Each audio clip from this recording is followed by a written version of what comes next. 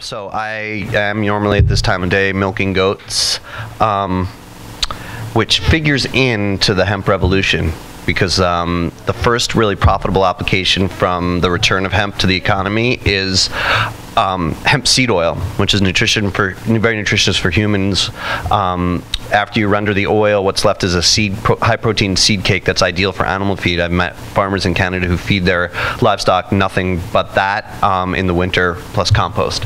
So my goats kind of figure into everything I do, and they'll figure into tonight's talk as well. This past February, hemp was re-legalized in the Farm Bill. And so it's happening. It was re-legalized only for university research for the first few years, which is how Canada started their industry, which restarted in 1998, and is now approaching $1 billion per year, growing 24% per year. And they just can't plant enough acreage. When I visited their seed processors while researching Hemp Bound, they were in the biggest seed processor in Manitoba province was in the middle of his 4th expansion in 10 years, and he just can't wait to have American farmers in North Dakota growing huge, forget amber waves of grain, it's going to be amber waves of hemp, and the farmers can't wait either. This isn't a sort of liberal versus conservative thing. Farmers in hemp today make $300 profit per acre, growing an average of 1,000 acres per farm in Canada. So it's an average annual profit of $300,000. As an author, I can tell you that sounds pretty good. And no end in sight. And that's about 10 times what GMO corn nets farmers. So hemp is looking pretty good. This guy is an American hero. There's going to be statues of him in Colorado one day. Colorado, as many people know, on all sides of the cannabis plant is exceeding federal law. On the hemp side, as I said, federal law is allowing for university research, but I was there on the first day the Colorado Agriculture Department started issuing permits for unlimited acreage of commercial cultivation of industrial hemp, as they should. They need the tax revenue from the income that farmers are going to be making from this year's crop. So Brian Laughlin planted last year, that's this guy's name, in Springfield, a place that effectively is Kansas, southeast Colorado, very, very conservative town. And he did it for all the right reasons, patriotic reasons, health of his children reasons. He doesn't want farmers to be planting genetically modified monoculture anymore. And another so he was actually risking raids from the DEA for growing industrial cannabis, which, for those who aren't familiar with the plant, is a psychoactively inert. It's any variety of the cannabis plant that has less than 0.1% of THC in it. 0.1% of THC. Oh, that's the element in cannabis that's psychoactive. THC. So the other thing about what Ryan was doing, the reason why I consider him such an important figure, is that when cannabis prohibition started with the Marijuana Stamp Act in 1937, sort of accidentally, all versions of the cannabis plant were banned, effectively banned. And that immediately had to be revised when World War II broke out. The drug war was already shifting American business offshore to the Philippines, but the Japanese in 1942 captured the Philippines. So if you go to YouTube, you can watch a video called Hemp for Victory, made by the USDA, in which it sounds like your roommate with a lava lamp. Really big praise of hemp. All the applications that I'll be talking about tonight, begging farmers to grow it.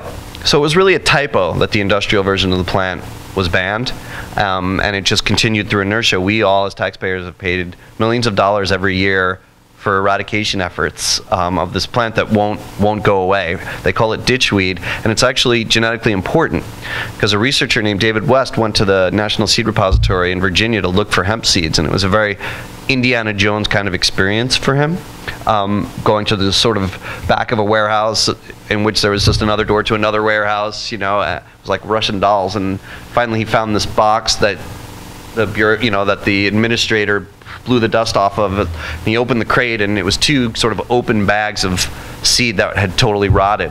So this was the pride of world hemp, America's market. It created Kentucky's first millionaire in 1830s. It was a major industry through the 1920s in Missouri, in Wisconsin, in Illinois, Kentucky, obviously. So it's a great loss that the germplasm, that the seed is gone. So now the seed stock has to be rebuilt. So one way of doing it is through the ditchweed that survived. In other words, the argument is let Darwin decide, and that'll work for some of the fiber applications we'll be talking about tonight. But Canada has hemp consultants now that are really experienced. It's really big business, and they don't like that idea. They believe that it has to be a uniform, approved cultivar, as the varieties of hemp are called, and they in Canada have been building these now for 15 years. And their argument is, if you're not just selling some kind of hippie soap or something made out of hemp seed in the farmer's market, it has to be uniform. You know, the supermarket chains are not going to be buying Joe's hemp from his ditch in Nebraska. They're going to be buying stuff that they know is an approved cultivar from a processor. Colorado's farmers are going for it. This is a friend of mine named Michael Bowman, who was literally displacing a GMO. That's GMO corn, struggling. That's supposed to be like head high. It's a dust bowl out there in the heartland now, partly through climate change and ill-timed drought, but also through what happens when you plant just one crop on the same soil without regards for how biology works and botany. So that's what the corn crop looks like, and he and others are putting their federal farm subsidies in jeopardy by planting hemp prior to the federal approval, although the war on hemp is effectively over. Hemp was recently found in a 9,000-year-old tomb in Anatolia, Turkey, by a Stanford-led team in perfectly good condition. I'm totally clad in hemp today. We're going to see hemp textiles returning to the market. The best is hemp corduroy. My girlfriend made, and these are store-bought. This is from a company called Hempist out of Boston. Almost all the textiles are grown. Hemp textiles are grown in China today, by the way.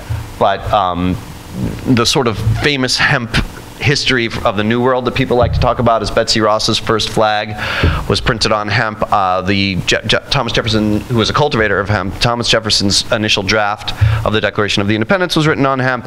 Virginia colonists could pay their taxes with it. It's a very, very useful and valuable crop, and they didn't even know about the seed oil. The Persians did. The Persian word for hemp is shah dinah, which is king of seeds. It's what kids get on their way to soccer practice in the absence of Doritos. So that's a Kentucky hemp processor, late 19th century. So now, having researched hemp for 2 years from around the world, went to Netherlands, Belgium, Hawaii, all over Canada, a lot of Skypes with Australia, where they've got pretty good hemp going. Africa's got a lot of hemp happening too. I'm kind of in a position to talk to the first generation of American farmers about ways to maximize their profits. There's a concept in farming called dual cropping, where you use one crop for two applications, but in hemp, I think it's going to be tri-cropping. There's going to be, from the first generation of processors, which are today being invested in and built in Colorado and soon in other places, I think we're going to see 3 applications. The seed oil, obviously, since it's so profitable, everything has to make money for farmers. Farmers are business people. They're not doing things to be cool or political. And they read the journals. The reason why Ryan Laughlin's father agreed to let him plant that hemp crop last year on their multi-generational farm and risk raid by the DEA and loss of their federal subsidies is because they weren't making any money on their wheat and corn and soy, and they know what farmers are making in Canada today.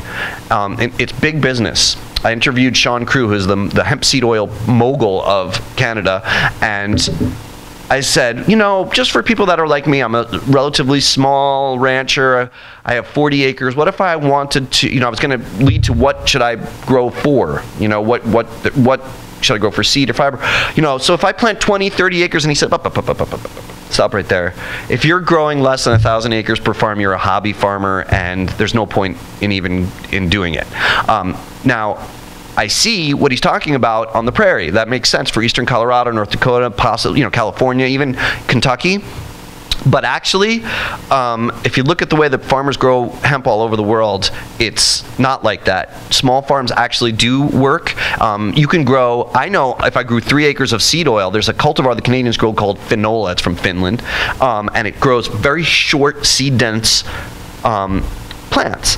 And 3 acres of that would be more than my family and livestock needed of this omega balanced oil. I don't know if I've totally described this yet, but it's not just nutritive and omegas, it's very, very high in a ton of vitamins and minerals as well. It's analogous to cod liver oil. You can, if you don't feel like, if you're a vegetarian, in some ways it has a higher nutrient profile. Not only that, I visited a university study where they tested feeding that hemp cake that's left after you press the seeds to chickens, and then they tested the eggs that we eat, and the nutritive profile in the hemp-fed hens markedly higher than corn-fed hen, which is traditional hen feed these days. So if you go to my website, there's a video where you just look at the yolk as it's being cracked on the hemp eggs versus the corn-fed eggs, and it's remarkably different in what they call the stand on the way that the yolk sits, and also the color is just this gorgeous, robust, orangey kind of color on the hemp-fed eggs. So, in tri-cropping, 3 applications. Grow for the hemp seed oil because there's profit from it today. Grow for a fiber application, and we'll talk about some of the fiber applications. But the one that has gotten me really excited as a sort of an environmentalist and as a father is energy. Today, in parts of Germany and Austria, entire rural communities have become energy independent through a biomass of farm waste, essentially, combustion process called gasification. The New York Times has been reporting on it. The U.S. Army is now buying these relatively inexpensive, small, they're about the size of an outhouse, gasification units. It's a carbon-friendly, anaerobic, super high heat furnace, basically. Very clean. And they're not using hemp for the most part, because it's not hugely grown in Europe today. China grows them, and Canada grow the most acreage of hemp today. But you can use any kind of farm waste in it, and hemp provides more biomass per acre by magnitudes than most of the other crops that commercial farmers grow today. So what I want to see is, and when I visited Hemp Oil Canada, this monster producer in Canada, I was shocked. I expected to see a factory that was, the size of a Costco or something, but actually, even with their expansion, their entire factory was only about half the size of this room. Seed oil presses are not a very complicated technology. It's 2 pieces of metal that press a seed, and then the goop drips out. I have a better photo. That's a small one down there at the bottom, but I have a better slide later on. And then that seed cake is left. They're both very valuable commodities, right? So I want that in the one corner of Colorado's first-generation processors.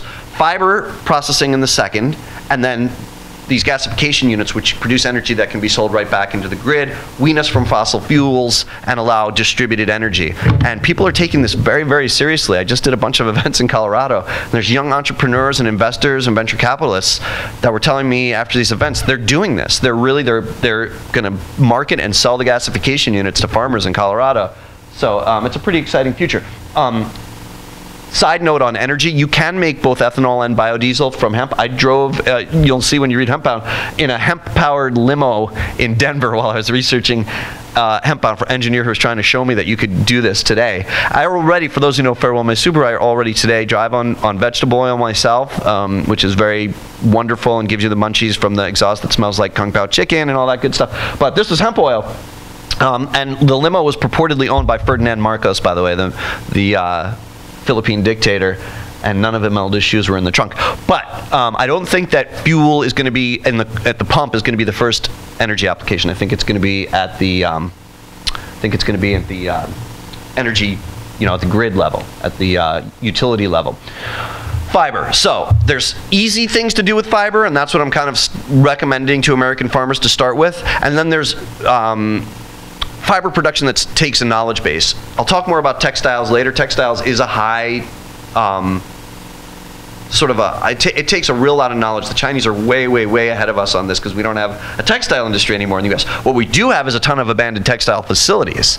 So once we get the knowledge base back, and I joked in Hemp Bound, we need to have someone go and be a janitor at China's hemp textile processing facilities for industrial espionage. By the way, their president, instead of using Chinese soldiers to raid their facilities, the president visits their hemp textile facilities in China, and their goal is 3 million acres over the next 5 years of hemp, which is quite a lot.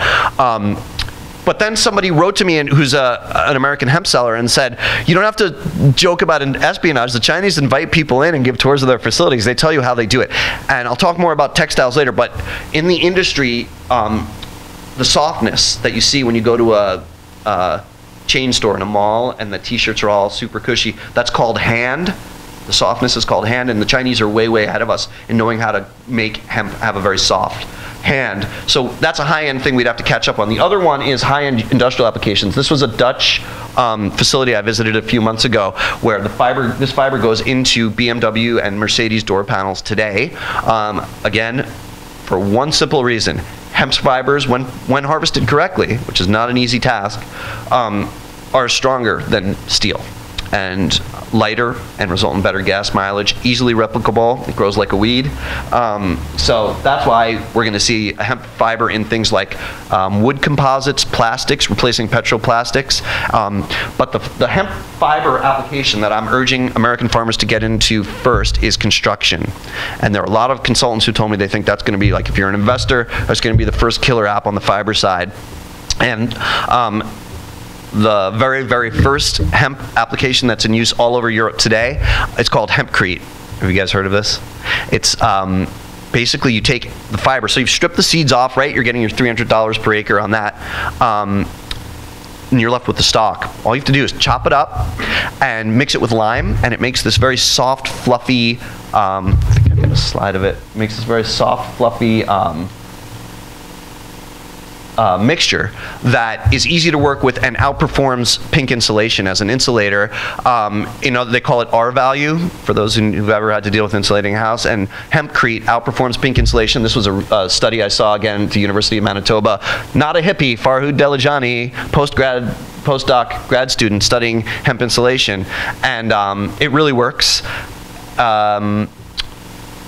So the other thing about it is that when you mix hemp with lime, it makes a carbon negative house. It actually sucks carbon from the atmosphere. So it really works. So that's the first fiber app I'd like to see people use. Hemp has this really remarkable structure where there's these long, long fast fibers. This again is the stuff that's going to go right off the factory floor. This is going into BMWs and Mercedes. It's super silky, really, really soft. And then the other fiber, the other part of the plant, is the stuff that you use for the no-brainer applications like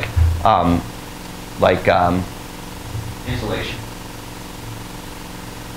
That's kind of what a seed press looks like. And my family spends a lot of money today on hemp seed oil that's grown in Canada and sold very expensively at our food co-op. And I cannot wait to be cultivating this on kind of a checkerboard pattern with other crops on my own ranch. Soil restorative. Hemp has really remarkable qualities. This is the part of the talk where I say, I'm sorry that I sound like your roommate in the tie-dye flashing a peace sign. It's just, that's the truth. That's what happened in the field. So hemp was used in the Ukraine at Chernobyl to remediate irradiated soil. It's an annual. It grows foot-long tap roots that create very, very important aeration in the soil that allows the microclimate that goes on underneath us as we grow food to work. That's why it's was first re-legalized in Colorado and Hawaii and other places for what they call phytoremediation, which is soil healing. We need that all over the world. A Nebraska lady, a Nebraska rancher, told me that her granddad used to grow it on the irrigation ditches because it provided such immediate strong erosion control that they never had floods from the irrigation ditches when the water got high, and then in the fall they'd put the cattle out to graze on it, super high protein, and she said the cattle loved it. So we're going to start seeing that application again as well. Okay, we talked about construction. This is pretty amazing. Again, instead of raiding their hemp farmers, the Canadian government and business have a joint venture called the Composites Innovation Center. The closest I've ever been to a James Bond facility, if you remember in the old James Bond movies, he'd be walking through with Q and there'd be guys like getting blown up with flamethrowers and flying with jetpacks and all that stuff. This facility was like that, only it was all hemp applications, because today the Canadians just burn their fiber in the field. They're just growing for seed because that's where the money is. And when I asked them, why aren't you growing for fiber? And they said, because gas prices are too low. So, this entire Oh, I sent you this slide before I updated it. Because there's a tractor is what I actually visited, and I didn't have a slide of it. I only had a movie, and they sent me. So they're doing an entire tractor, and this is a car, made out of hemp fiber. Like I told you today, there's hemp in the door panels of Mercedes and this is an entire car body, and going into production mode. And so the tractor is made from the local Manitoba hemp harvest, and then it's going to harvest the hemp in future years. This guy, Simon Potter, kind of was one of the big, he's not a propagandist, but he was one of the researchers who really convinced me that it's the real deal. Because as you can see, he's a button-down guy, he has a really kind of proper Oxfordian British accent, and he just listed the ways that hemp outperforms petroplastics, you know, the toxic stuff that we often have in our home, the plywood, the pressboard, the drywall, even in load-bearing applications. It's also very soundproof when hemp fiber is used in construction. So get ready for hempcrete at your Home Depot. Again, this is kind of big business. Ryan Laughlin's family is not in farming, you know, for tradition or anything emotional. They're in it to make money, and that's why his very conservative father and all his neighbors, I went around to his neighbors. These are people who think Obama was born in, you know, Libya, if not Jupiter, and asked him about hemp, and there was nobody that was questioning it. Everybody thought it was a terrific idea. His family has $600,000 invested. They're deeply in debt in harvesting equipment. And they do the math, and 2 years at current prices on 1,000 acres, and they have, I think, 3,000 acres, they're out of debt on hemp. It's really that way. If it sounds good to be true, you know, when I'm trying to not sound like your roommate with the lava lamp, it's current prices are no guarantee of future prices, right? Let's say we really do this, and we really come online here in America with hemp. It will increase supply, result in reduced price? Could, but the demand curve for hemp seed oil in America is a Malthusian growth curve right now. It's just there's no end in sight. The Canadian Industrial Hemp Association, just go to their website, and they're trying to be like tempering their, you know, their enthusiasm, like Larry David, but it's off the hook. What I really like though is the small people that are doing it for home businesses. This couple, super religious Christian couple in Manitoba Prairie, Grant and Colleen Dick, they have like 4 or 5 kids running around.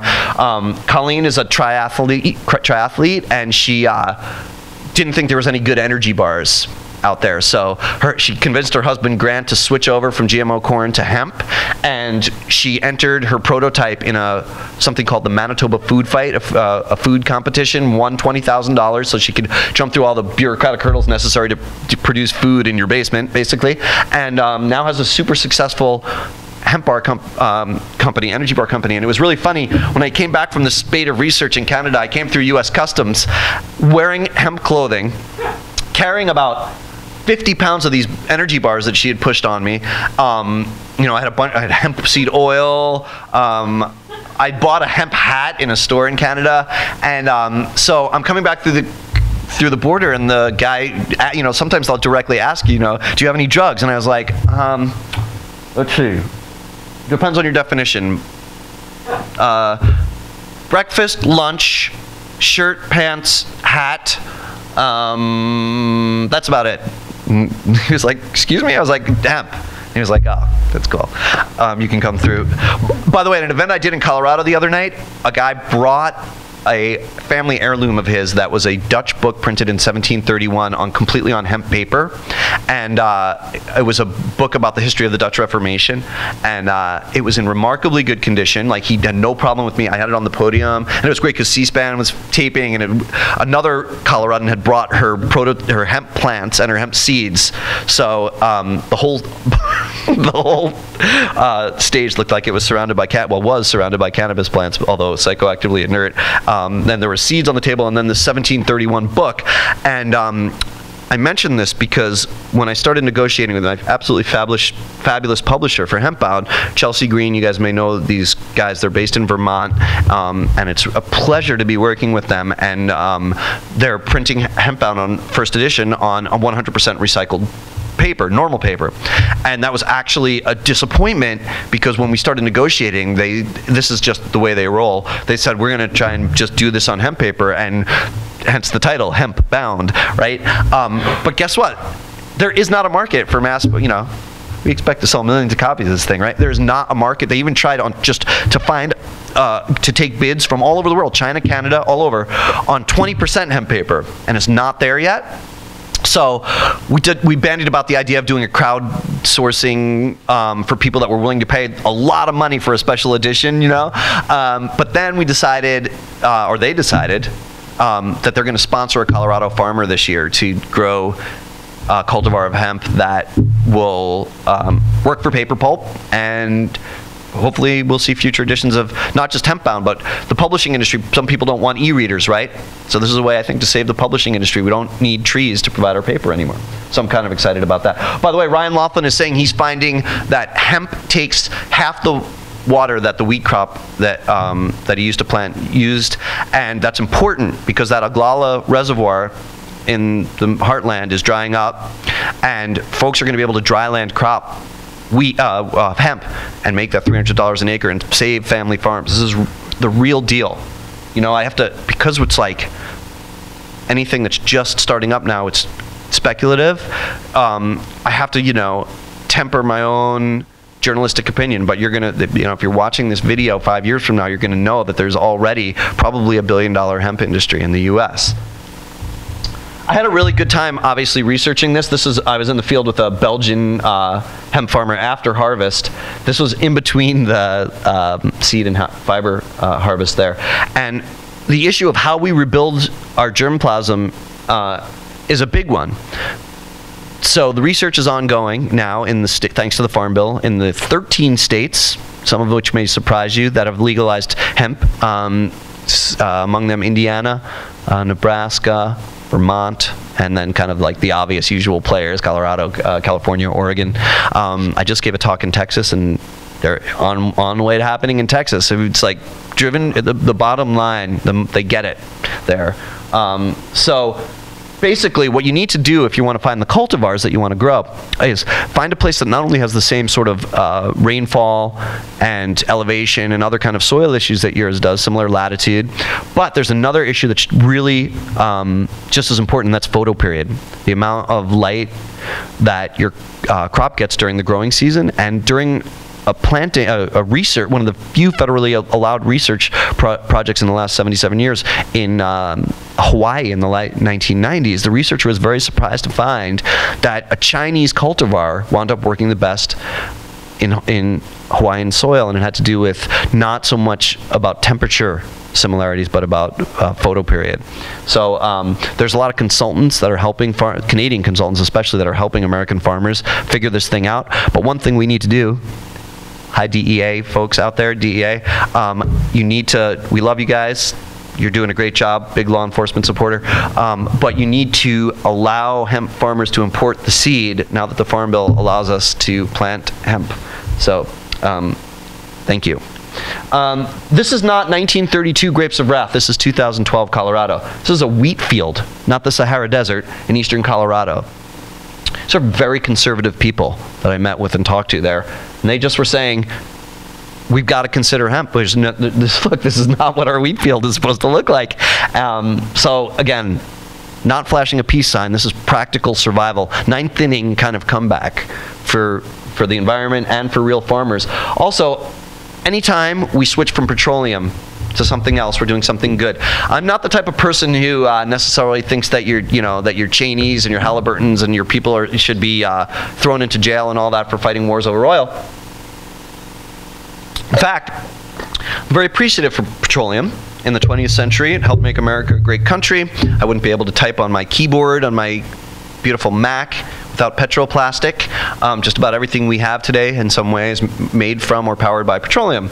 So it's very hypocritical, or at least head buried in the sand, to pretend that you're going to wean yourself from petroleum. I say this as someone who wears hemp clothes and drives on vegetable oil and powers my ranch by solar power, milks goats. I still use a ton of petroleum. I use 90% less petroleum than most Americans, and about 5,000% more than the average Bangladeshi or Malian. So I think we should put a Gusher monument on the mall next to the Lincoln Memorial or something, and pardon Cheney and all those guys, and thank them.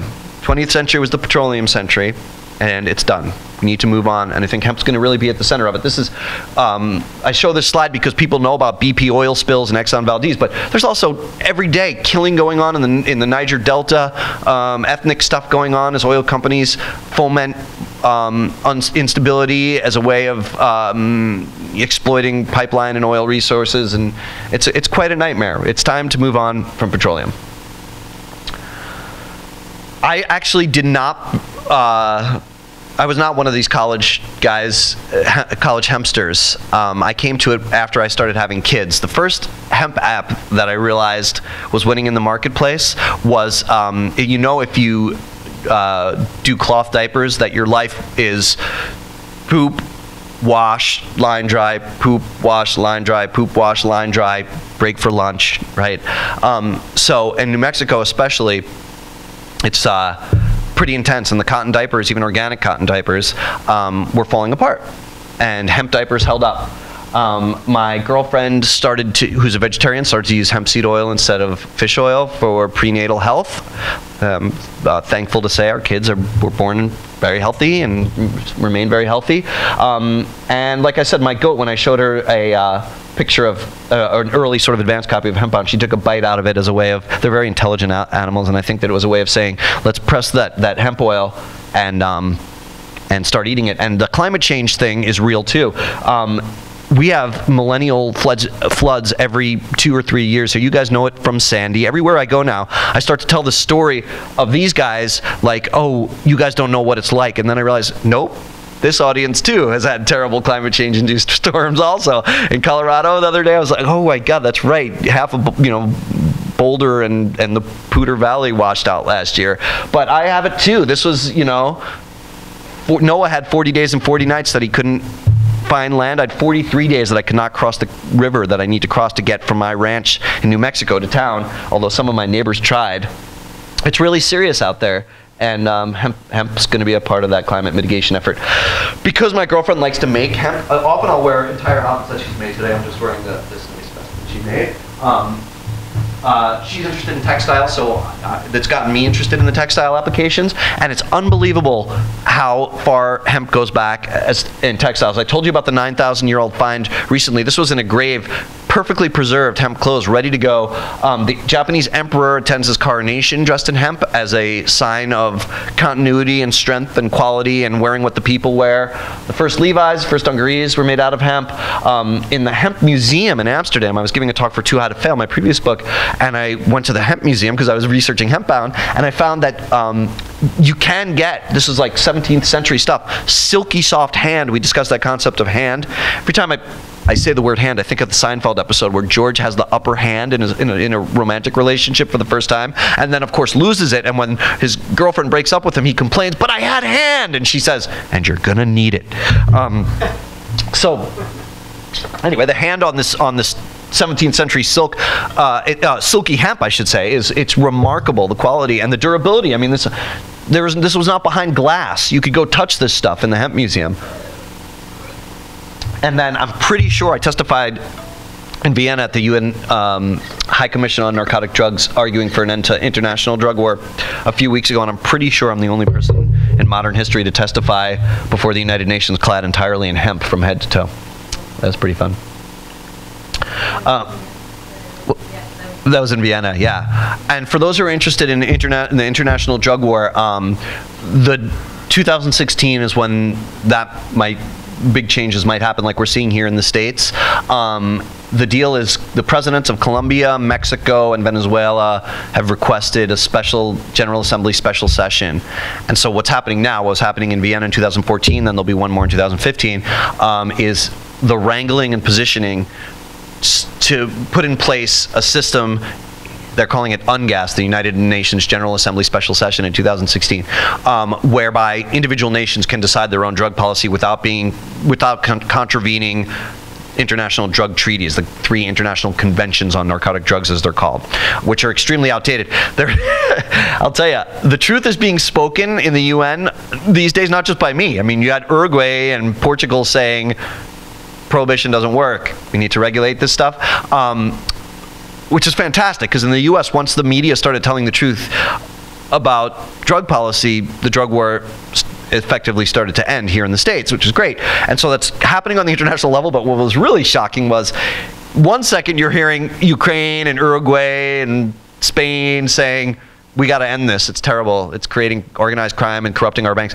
And then the diplomats from Iran and Qatar are getting up saying, yeah, we find the death penalty works really well, you know? So we've got a ways to go on the international level. I didn't tell you about Dr. Bronner's soap. I'll get into that. I told you about the hemp egg study. This is just sort of like where hemp wins out. Again, holding up better to the atmosphere where I live. Hemp twine that I buy at Walmart, grown in Romania. We need to get, some of you may know the term, the carbon miles out of these hemp products. That means the amount of energy it takes just to ship the stuff. So luckily our domestic industry is going to happen, and this is my website designer's rendering of my goat Natalie Merchant eating hemp seeds. What's her name? Yeah, all my goats are named after singers that I like, but whose voices sound somewhat goat-like. So we have Natalie Merchant, Melissa Etheridge, Bjork, Taylor Swift, who am I forgetting? Bette Midler. So, Dr. Bronner's soap we started using because it's safe to bathe your kids in. You may know about sodium lauryl sulfate and BPAs and all this other junk that's unnecessary in so many of our home care products now. There's raising awareness about it. And so Dr. Bronner's is this company. It's a third-generation company that the modern founder was a little bit crazy. He was a religious zealot, non-denominational, and so all this stuff is like prayers and weird stuff, but it's this fantastic soap, and the only change that the modern day grandson, Harvard-educated David Bronner made to the soap is he removed caramel coloring and added hemp oil, then sued the DEA successfully to be allowed to continue to import hemp in. And then, since he was frustrated that it couldn't be grown in the US, last year, this is a $54 million company, rapidly growing company. He's written about in Inc. magazine and all that stuff. David Bronner chained himself in front of the White House in a cage, holding a hemp plant, saying, please, let us grow hemp. And so last year he's chucked in jail, and this year they passed it. It worked. This is, again, you saw that fellow Michael Bowman tossing the hemp seed in the GMO corn crop. This is him. He's very politically connected, and this is him bending Interior Secretary Salazar's ear on hemp. The feds are all over it. The owner here of the Strand, thank you. I should have said Emily in the Strand. Thank you so much for having me. This is an honor. This is a story I wandered around when I was growing up. And another thing I meant to mention at the beginning of the talk, for those who are Jewish, this being the Passover holiday, we have somewhere in the 18 miles of books here hidden a copy of Hemp Bound, the book, for what we call the afikomen as we hide a matzah. No, I'm just kidding. We didn't really do that. I wanted to mention that the reason I first got the idea for the energy applications that I think are potentially going to help mitigate climate change and save humanity, just that, came while I was researching psychoactive cannabis, sustainable psychoactive cannabis in Mendocino County for my previous book. And while I was there, I chose Mendocino County because cannabis overall has a chance to come above ground as the best or the worst kind of crop for the earth. Indoor cultivation, when it has to be hidden from helicopters, is very high energy demand, and it requires a lot of pesticides. Outdoors requires almost none. If you look at the Canadian governmental page for how to grow hemp, under pesticides and herbicides, it says none needed. And God provides the sun, so you don't need the energy for the lights. And so I looked for a place when I was writing Too High to Fail, for a place that was doing this and had legalized it locally, and it was Mendocino County. And I always like to say it was a place so culturally ready for cannabis, so progressive. If it were any more progressive, it would be clothing optional in the supermarket. But more practically, they were the first place in the country to, by popular referendum, ban genetically modified organisms, and their sheriff's department has conducted raids of Roundup Ready GMO crops. It was while I was researching those farmers who were you can imagine Northern California redwoods, right? Their idea was to have centralized processing facilities and in addition to kind of unifying the flower trimming process, which is where the market is for psychoactive cannabis, quality testing, making sure there's no molds, testing for the cannabinoids, which are the healthy components within the plant that, you know, we're seeing more and more research, positive health effects for epilepsy and even tumor reduction. They also wanted to use those stalks, the cellulose that's left after the harvest, to create energy, and that's where I got the idea to write Hemp Bound from cannabis farmers. I say that was their plan. Of course, the feds unfortunately raided the program, but it's going to come back here when federal cannabis prohibition ends. Dr. Bronner soap. Oh yeah, the hemp brand. I'm often asked what happens when Monsanto et al. Want to come in and do ginormous monoculture with hemp. Well, first of all, those blessed Canadians have prophylactically banned genetically modified hemp. So it's not happening in Canada, and I'd really like to see that here. These heroes that I'm talking about in Colorado, they're still fighting. Today, Michael Bowman was planning on flying out here to introduce me tonight, and he, at the last second, realized that the Colorado legislature had a hemp hearing, and he had to go to lobby for various things that they needed, among them encouraging Colorado universities to sponsor hemp farmers, which is what the federal farm bill allowed, and the Colorado universities are not jumping on it right away as they should. And so he had to be in Denver today lobbying. But when he told me this, I said, okay, do me a favor, put a no GMO amendment in there too, and so hopefully that's happening in Colorado, and I'd really like to see that on the federal level as well. It's off-brand. Frankenhemp is not happening. I have no problem with the McHemp burger at McDonald's, but as long as it's not genetically modified, I'm fine with seeing amber waves of hemp all across the heartland, and I have no problem if big business gets into it, because it's a soil restorative no matter who cultivates it and how it's cultivated, and nobody puts pesticides on stuff and if they don't have to, because it costs extra money. So it's fine with me if it's small farmers, big farmers, whatever, big industry, as long as it's not GMOs. Again, in my effort to not sound like your roommate with the lava lamp, I have to say there is a really hard part of hemp harvesting, although it does grow like a weed. Seed harvesting is pretty easy. All you have to do is harvest it at the right time. You have to know how to examine the seeds to know that they're just ready for harvest, not too early, not too soon. And then you have to store them at the right moisture content level. That's not rocket science. Anybody who is an experienced American cereal farmer will be able to handle that. But on the fiber end, we're in the Middle Ages when it comes to harvesting. What you have to do, it's a process called retting. The bark of the hemp plant is so strong, you have to bundle up. Like if you look at 10th century sketches from France, it looks like this. You have to bundle the hemp up, and you have to keep it in the field and rotate it for 2 weeks or more until the fiber softens. And then you can strip off the outer bark and start exploiting the fiber, and it's a big hassle. When I was in Europe talking to the processors out there, they're constantly wrangling with farmers who are worried, oh, the rains are coming, we want to harvest too soon, but BMW is not going to take those fibers unless they're perfect. So there is help on the way. This is a decorticator. They're very, very expensive, but basically it strips that bark off right on the day that you harvest. So I only make this point because I don't want to make it seem like, tomorrow you guys, if you have land upstate or in Pennsylvania, are going to be able to go and become millionaires from hemp. It's not that hard, but you do have to know what you're doing, especially when it comes to fiber.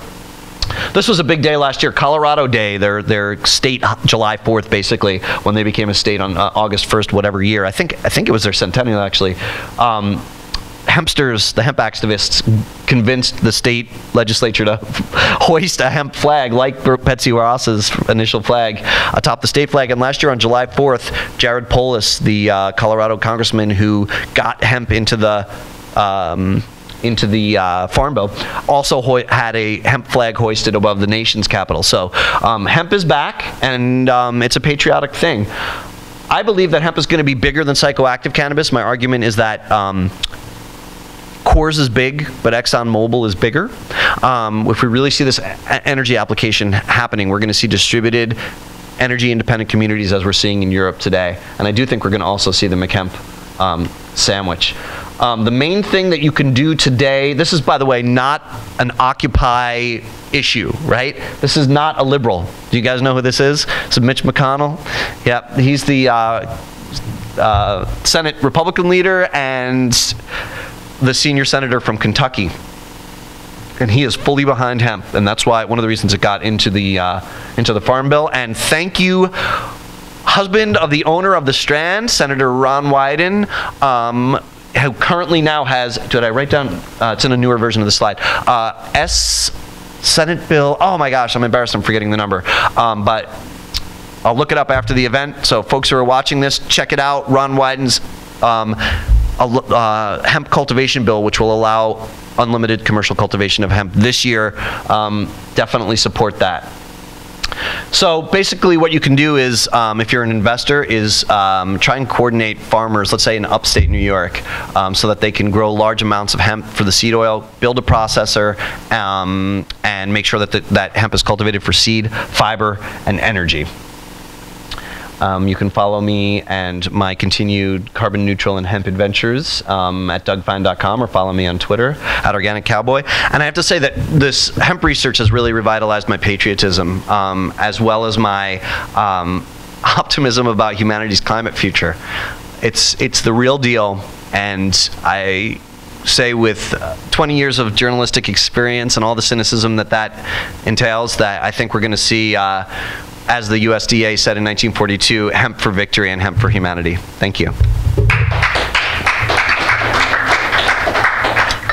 Questions? I just have to make a comment. You may have forgotten, but the first few years of your life you grew up in the subdivision of Hempstead, New York, and everything there. The colonies. That is true. But you spoke well of the usage of water and the less use of pesticides and soil erosion. Can you just mention a little bit about how much fertilizer is necessary?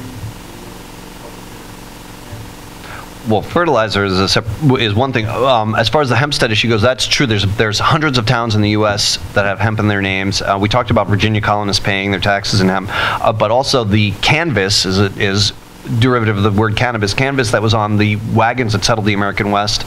The cord in the parachutes that saved George Bush Sr.'s life in World War II was made out of hemp. Yeah, this is not a hippie fantasy, it's the real deal. So, as I mentioned, the Canadians, you can go to any of the Canadian agriculture sites that inform farmers what to grow, what varieties to grow of any plant. And when you come to the hemp site, under the category for pesticides and herbicides, for hemp, it's none needed at all. Fertilizers is a separate issue. Hemp does grow very well on marginal soil, and so that's why there's a one-time president of his college Republicans, a guy named Roger Ford in Kentucky, who has a utility company called Patriot Biofuels, and he is already buying up land that's cheap because it was damaged by tobacco monoculture and by coal mining, that he knows will support hemp, and he plans to do the gasification energy technology that I was talking about on it. So you know, you saw those slides of the Sahara that parts of eastern Colorado look like hemp is something you can cultivate on soil like that. So that has big implications, not just in North America, but in drought-ravaged sub-Saharan Africa and places like that. I don't know about the most other plants. You know, you want to create the most healthy soil that you can when you're planting, but yeah, it's known to grow in marginal climates, and it also grows well in every continent except Antarctica. Well, it itself is a restorative for, it's what you plant when you're rotating it. It's a soil builder itself. Yeah, yeah. If you're rotating, the way that they do it in Europe is they rotate hemp with other cereal crops after the soil begins to get depleted. Any other questions? Actually, from what I've heard about medical use, I think you have conservative education. I've experienced, my wife is quite good. She helps me fail the story. People Canada and the U.S. It's amazing. I mean, how have they been able to keep this in the tax? That's a good question. I think cannabis prohibition overall is our worst American policy since segregation. You know, even when you're talking about adult social use, study after study shows that substituting cannabis for alcohol in social situations results in safer roads and less violence. You know, what the sort of demon weed just say no stuff that we should have been raised with should have been alcohol, and the sort of winked at it's all okay should have been cannabis. So as far as the medical stuff, yeah, I think that it's finally coming above board and being accepted. Like the American Medical Association wants to end cannabis prohibition, for instance. I heard that two brothers out in Colorado. They say they make most of the money from growing recreational cannabis, but they develop the oils for medical purposes. I think they go Charles Red. Yes, that's the strain. That's a strain that they developed to help treat girls. I've read seizures per day. Or more, yeah. Yeah, no, so I also, before Sanjay Gupta talked about it, I wrote a column about this. A different girl, actually a boy, 9-year-old boy who was having like hundreds of seizures per day, and very conservative religious family in Colorado. They had gone through everything that you go through in traditional medicine, including steroidal treatments that expanded his head, and really scary, horrible stuff. And so in desperation, they heard about this and researched it, and their doctor said, look, it can't hurt. None of the other treatments have worked. And when I interviewed him, he was 1 year of seizure-free. So, you know, I met the people, I met the family. Like, it's not a joke, and it's not snake oil, and it probably wouldn't work for everybody.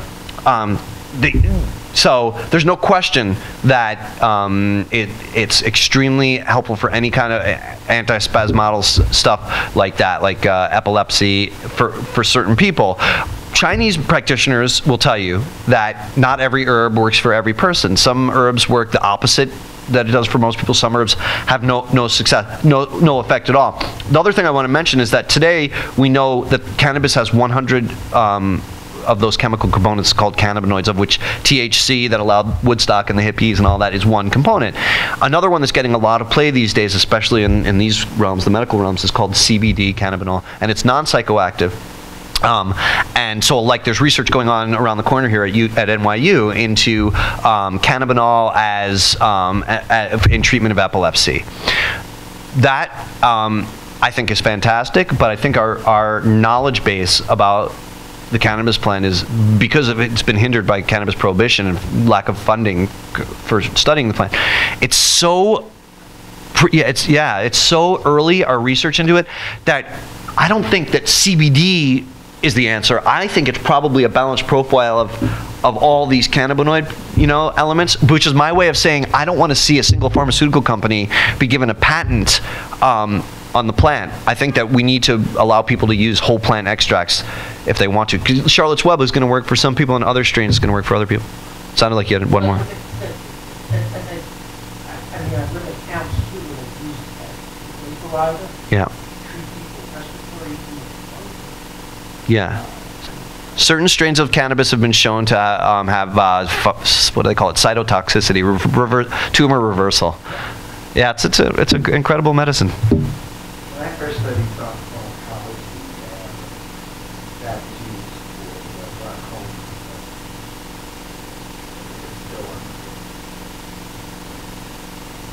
Yeah, glaucoma is another one. It's the American Medical Association really vociferously opposed the original cannabis prohibition. I don't know if people know that. Yes. The American Medical Association opposed the original criminalization of cannabis. Yeah.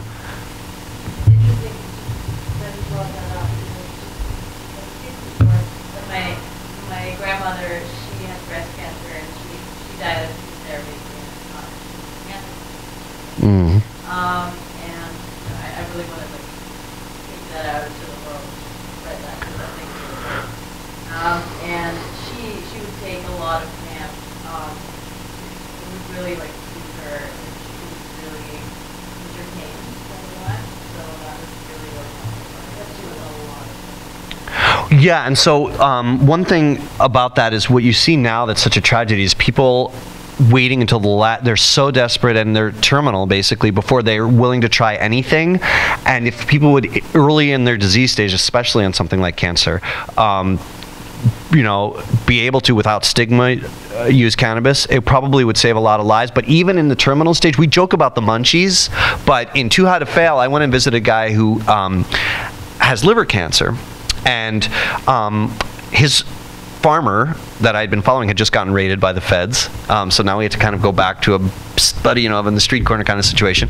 And he said that the reason why he never was a cannabis user, and the reason why he started using it was that he was down at 90-something pounds, and his oncologist said, anything you can do to increase your appetite. So it gives people, even people that are going to be terminal, it buys them 6 months of coherence, you know, coherency that they might not have otherwise had if they were zonked out on the opioids that they have to take for pain otherwise. It gets their appetite back. Yeah. Okay. One or two more questions? Okay. Sure. Doug, first, thank you for the presentation. My pleasure. Second, I want to know, how can I get started? Like with a small farm, for example, like the one that we have at your homestead. In New Mexico. Are you a New York resident? Yes. So New York doesn't have, isn't one of our 13 hemp states yet. So unfortunately, two options are get politically active, and you know what? It shouldn't be politically controversial. And probably who you want to team up with is upstate rural New York legislators who want to get their farmers back, you know, making money in the tax base, and get that law changed. I don't think that it's going to be very hard to do it. Now with, I mean, the feds legalized it, right? So I'm talking here just industrial cannabis, hemp, not psychoactive. So step one would be that, or step two would be to move to another state. But then as far as finding cultivars, it would depend where you were. So if you were, do you have land? Texas? Not yet. Oh, did you say Texas? Yeah. Oh, Texas. Oh, yeah. Texas is on its way. Right. Texas is on its way. So there's a guy named Kinky Freeman who's in a runoff. You know what, Kinky? He's in a runoff for agriculture commissioner. People wrote him off like he was a joke. He's at single platform, legalize cannabis and hemp.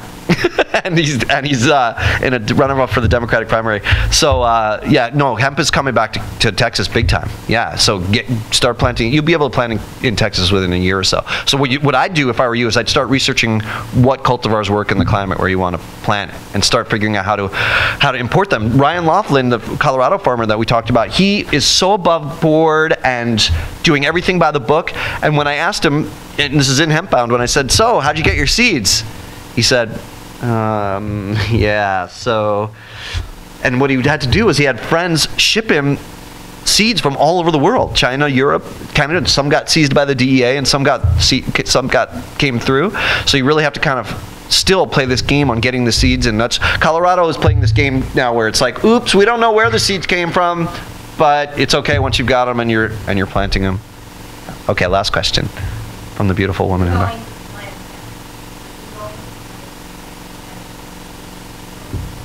That's a good question. So, yes, but ideally 3 purposes. In Canada, they're growing these bushy finola for the most part that's just for seed, but there are crops that will provide you a seed that are taller and bigger, which gives you more fiber applications, like the construction and stuff that I was talking about, and a hemp harvest, and then that third energy app I was talking about earlier. So ideally, you're growing 1 cultivar that will give you 3 sources of revenue, so the most experienced hemp processor today is a company called Hemp Flax in the Netherlands. It was a guy who made his money in the Dutch coffee shops where there's semi-legal psychoactive cannabis, and showed that he was what he was really made of. Ben Jonkers is his name, and he invested his profits in growing hemp. And so they've been at it for 20 plus years. Nobody knows more about growing fiber for industrial applications than they are. And as I was leaving a tour of their facility a few months ago, I saw sparks flying in the corner and people bang, the masks and the flamethrowers and the banging and the hammers, and I went over to investigate it. And what it was they had these huge harvesters parked around, and they were adjusting them because there's now a new market for flowers of hemp to go into body care products and beauty care and all that kind of stuff as a moisturizer. And they had to physically adjust their harvesters so that now they're getting the seed harvest and this flower harvest and then a fiber harvest. They're jerry-rigging it as they go, so it's hard work to make it work with these multi-applications. The Canadians have it really easy. They just grow these bushy little plants for the seeds and then they burn the fiber, but that's not going to save the earth. Although, thank you, Canada, for legalizing hemp. All right, thanks a lot, everybody. I guess I'll sign some books.